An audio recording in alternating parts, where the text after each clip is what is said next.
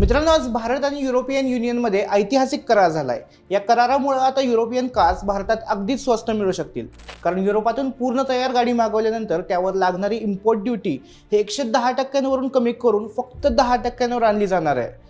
म्हणजेच युरोपातील 30 लाख रुपयांची एखादी गाडी आतापर्यंत आपल्याला सुमारे 70 लाखांना मिळत होती, तीच गाडी आता आपल्याला 33 ते 35 लाखांना मिळेल। पण यामध्ये काही अटी पण आहेत। एकतर इम्पोर्ट ड्युटीची टक्केवारी ही टप्प्याटप्प्याने कमी होणार आहे। दुसरं म्हणजे ही सवलत केवळ 15,000 युरो म्हणजे सुमारे 16.5 लाख रुपयांपेक्षा कमी किमतीच्या गाड्यांनाच लागू होणार आहे।